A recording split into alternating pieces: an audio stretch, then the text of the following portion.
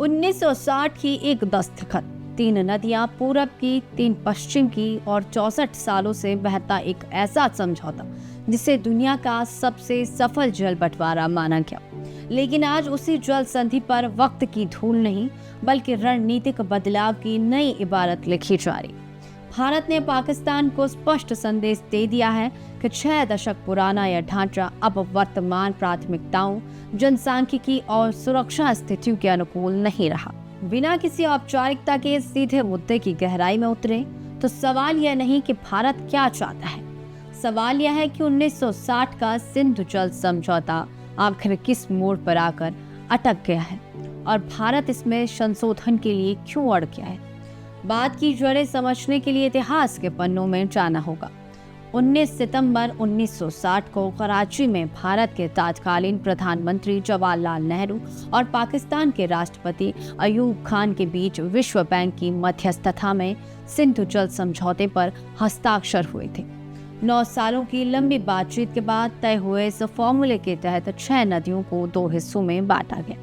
पूर्वी नदियां सतलुज, ब्यास और रावी का पूरा नियंत्रण भारत को मिला, जबकि पश्चिमी नदियां सिंधु, झेलम और चेनाबा का अधिकांश पानी पाकिस्तान के खाते में गया। आंकड़ों में देखें तो भारत को करीब 33 मिलियन एकड़ फीट यानी कुल जल का महज 20% हिस्सा मिला, जबकि पाकिस्तान को 135 MAF यानी करीब 80% यानी पानी आवंटित हुआ।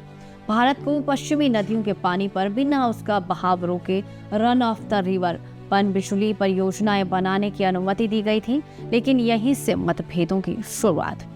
सवाल उठता है कि जब यह समझौता तीन युद्धों 1965, 1971 और 1999 और भीषण तनाव के बावजूद कायम रहा, तो अब अचानक कब, कहां और क्यों भारत को इसमें बदलाव की जरूरत महसूस हुई। जनवरी 2023 में भारत ने पहली बार पाकिस्तान को औपचारिक नोटिस भेजकर संधि की धारा 12 के तहत संशोधन की मांग की थी, जिसे सितंबर 2024 में पुनः दोहराया गया। भारत का रुख साफ है, पिछले 64 सालों में परिस्थितियां पूरी तरह बदल चुकी हैं। जलवायु परिवर्तन, तेजी से बढ़ती आबादी, स्वच्छ ऊर्जा की मांग और कृषि संबंधी जरूरत अब 1960 के मानकों पर नहीं चलाई जा सकती।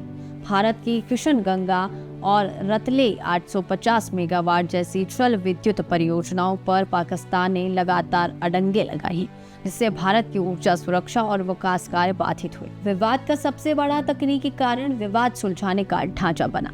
संधि के अनुसार किसी भी मतभेद को सुलझाने के 3 चरण हैं।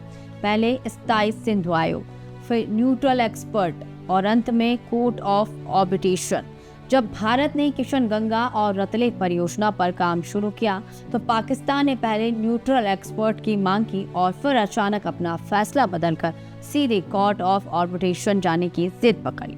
विश्व बैंक ने भी एक ही समय में न्यूट्रल एक्सपर्ट और कोर्ट ऑफ आर्बिट्रेशन दोनों प्रक्रियाओं को हरी झंडी देकर इस उलझन को और बढ़ा दिया।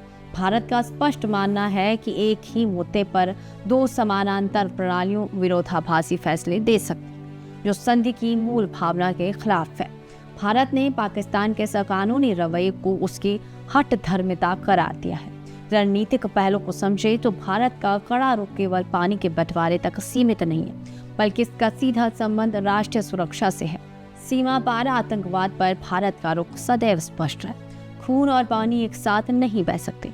पाकिस्तान द्वारा लगातार फैलाए जा रहे आतंकवाद और भारतीय परियोजनाओं में आक्रमण अड़ंगेबाजी ने भारत को अपनी नीति पर पुनर्विचार करने के लिए मजबूर किया। भारत चाहता है कि अंतर सरकारी बातचीत के जरिए संधि की धारा 12 का इस्तेमाल कर नए नियम तय किए जाएं, ताकि किसी भी परियोजना के डिजाइन में पाकिस्तान अनुचित देरी न करवा सके।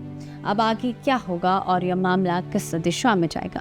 भारत ने यह स्पष्ट कर दिया है कि वह द्विपक्षीय बातचीत के बिना किसी तीसरे पक्ष के एक तरफा हस्तक्षेप को स्वीकार नहीं करेगा। यदि पाकिस्तान वार्ता की मेज पर नहीं आता है तो भारत अपनी संप्रभुता और जल अधिकारों का इस्तेमाल करते हुए अपनी योजनाओं को आगे बढ़ाएगा। 1960 में बना यह समझौता अब 21वीं सदी की हकीकतों के सामने खड़ा है।